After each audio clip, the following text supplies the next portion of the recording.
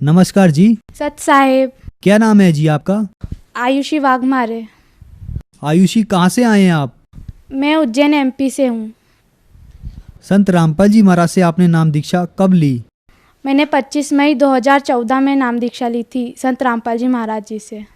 संत रामपाल जी महाराज से नाम दीक्षा लेने से पहले आप कौन सी भक्ति साधनाएं करते थे? जी, मैं बहुत बहुत भक्ति करती थी। ब्रह्मा विष्णु महेश, दुर्गा पार्वती शिव, और मैं उज्जैन से बिलोंग करती हूँ, तो भोलेनाथ महाकालेश्वर रोज़ जाना आना लगा रहता था। मैं 4 या 5 साल की उम्र में मैंने ना नवरात्रि के छोटी नवरात्रि और बड़ी नवरात्रि दोनों रखना स्टार्ट कर दी थी, क्योंकि घर शुरू से ना माता जी को ज़्यादा माना गया है। मेरे दादाजी का खुद का है ना दुर्गा देवी का मंदिर हैगा, और उसमें भी नवरात्रि पूजा वो खुद पूजते, अष्टमी पूजी जाती है हमारे वहाँ। तो शुरू से धार्मिक प्रवृत्ति में थे, तो शुरू से उपवास वगैरह, शिवरात्रि का व्रत रखना, महाशिवरात्रि, सोमवार का व्रत रखना है, सारे व्रत मैं 5 साल की उम्र से कर रही हूँ। आपने बताया कि आप बहुत सारे व्रत करते थे, देवी देवताओं और महाकाल की पूजा भी करते थे, तो इन सभी भक्ति साधनाओं से आपको क्या क्या लाभ हुए? मुझे इन भक्ति साधना से कोई लाभ नहीं हुआ, और उल्टा दुख पे दुख आता गया। सबसे बड़ा दुख तो मेरे पापा को पता नहीं क्या आते थे उनको, लेकिन जब भी उनको कुछ अपन जरा सी बात बोल दो तो उनको ऐसा विकराल रूप आता था कि उनके पास जो रहता था वो फेंक देते थे, दीवार पे सर फोड़ लेते थे, हाथ अपना दीवार पे फेंकते थे। उनको संभालना उस वक्त मम्मी, मेरी 2 बहनें और एक भाई है, हम सब रोते थे कि अब क्या करें, कैसे इनको संभालें हम। बहुत विकराल रूप आता था, हम लोग रो रो देते थे। फिर जिसने जो बताया, झाड़ू फूक करवाई, सब करवाया। मेरी दादी खुद को, उनको माताजी आती थी, वो जलता हुआ कपूर जीवान में रख के निगल जाती थी। मेरे दादाजी थे, उनको भी आते थे बाबा, सबको शुरू से ऐसी रही। और पापा को भी सब बोलते थे कि जैसे दादी का ज़्यादा लगाव था, तो दादी जब से शांत हुई हैं तो वही शायद पापा को आ सकते हैंगे, पर कंफर्म नहीं कर पा रहे थे हम। और मम्मी भी 2 साल से बेड पे थी, उठने में भी उनको इतनी प्रॉब्लम होती थी, अगर वो बेड में अगर लेट गई हैं तो उठेंगी तो 10-15 मिनट उनको इतनी करांसी थी कि हम देख देख के हमको रोना आता था। मेरी भी बहुत छोटी सी उम्र थी, और मैं सबसे बड़ी हूँ घर में, तो मैं को बहुत वो दुख होता था कि मेरे 3 भाई बहन, अगर मम्मी को कुछ हो जाएगा तो हमारा क्या होएगा। आपने बताया कि आप उज्जैन नगरी में रहते हैं, आपने महाकाल की बहुत भक्ति की, साथ ही साथ आपने नवरात्रों के व्रत बचपन से किए, फिर आपके घर में इतने दुख क्यों आए? आप उज्जैन नगरी में रहते हैं, जबकि लाखों लोग उज्जैन में सुख पाने के लिए आते हैं, तीर्थ के लिए आते हैं, तो फिर आपके साथ यहाँ पर इतने दुख क्यों हुए? जब मैं संत रामपाल जी महाराज जी की शरण में नहीं आई थी, उसके पहले मैं भी बहुत दुखी थी।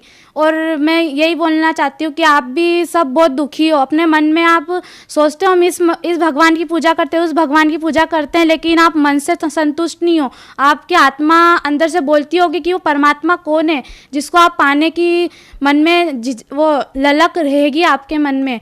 और मैं यही बोलती हूँ कि जो भी उज्जैन आता है, महाकाल नगरी में जाता है दर्शन करने, भस्मा आरती में सुबह 4 बजे लाइन लग जाती है, कोई मतलब नहीं है वहाँ आने से, वो सिर्फ एक प्रकार का ढोंगेगा और कुछ भी नहीं हैगा। क्योंकि जो काल ब्रह्म है वो खुद ही बोल रहा है कि मेरी भक्ति करने से उस परमेश्वर की प्राप्ति नहीं हो सकती है। आपको अगर उस परमेश्वर की प्राप्ति करनी है तो पूर्ण संत की शरण में आपको जाना पड़ेगा। और इस कलयुग में पूर्ण संत सिर्फ संत रामपाल जी महाराज जी के रूप में इस धरती पर आ गए हैं। आपने बताया कि पूर्ण संत की शरण में जाना पड़ेगा, और आज पूर्ण संत रामपाल जी महाराज हैं, तो संत रामपाल जी महाराज की शरण में आप कैसे आए? मैं संत रामपाल जी महाराज जी की शरण में ऐसे आई, 2013 की बात है। दिवाली के टाइम पे हमारा पूजा पाठ चल रही थी, और मेरी इंदौर में मौसी रहती हैं, सोनू मौसी, उन्होंने मम्मी को बताया था कि हम दामा खेड़ा से पहले से जुड़े हुए थे। तो उन्होंने बोला कि तुम्हारे जो कबीर परमेश्वर का तुम्हारे घर में फ़ोटो लगा रहता है, ऐसे ना मेरी सोनू मौसी के जो हस्बैंड है वो मौसा जी, वो बोले उनके भाभी के घर में वैसा फ़ोटो लगा रहता है, ऐसा फ़ोटो वाले गुरुजी से, संत रामपाल जी महाराज जी से मैं नाम दीक्षा लेके आया हूँ, तो उनको जाके बताओ कि वो कैसी भक्ति कर रहे हैं, कहाँ से जुड़े हुए हैं, जो उन्होंने अपने को अभी तक संत रामपाल जी महाराज जी के बारे में नहीं बताया। तो उन्होंने हमको फ़ोन किया। फिर मम्मी ने बोले अब कैसे जुड़ेंगे हम, तो फिर मौसी ने बताया कि आप साधना चैनल पर 7:40 से लेकर 8:40 तक संत रामपाल जी महाराज जी के सत्संग आते, उसके नीचे एक पीली पट्टी आती है, तो उस पर ना नंबर आते, तो आप उस पर ना वो SMS कर दीजिए, तो आपको फ्री में ना घर पे आके बुक मिल जाएगी पोस्ट द्वारा। तो हमने ऐसे करा और हमने सत्संग देखना डेली चालू कर दिए। और मेरे मम्मी पापा ने जैसे ही सत्संग सुने, उनके अंदर से आत्मा जाग गई, क्योंकि मेरे पापा शुरू से ही बोलते थे कि इस दुनिया में कोई पूर्ण संत नहीं है, जिस दिन मेरे को मिलेगा तो मैं उसी को गुरु बनाऊंगा। आज तक मेरे पापा ने गुरु नहीं बनाए थे कभी भी। पापा ने गुरु सिर्फ संत रामपाल जी महाराज जी को ही पहला गुरु बनाया है। फिर उन्होंने जाके 13 में जाके मेरे मम्मी पापा ने संत रामपाल जी महाराज जी से नाम दीक्षा ली। फिर मैंने 25 मई 2015 में नाम दीक्षा ली। आप संत रामपाल जी महाराज की शरण में आए। हमने संत रामपाल जी महाराज के लाखों अनुयायियों से सुना है कि संत रामपाल जी महाराज से नाम दीक्षा लेने के बाद बहुत सारे लाभ प्राप्त होते हैं। क्या आपको भी ऐसे कोई लाभ प्राप्त हुए? जी, मुझे इतने लाभ प्राप्त हुए हैं कि मैं बताते बताते थक जाऊंगी।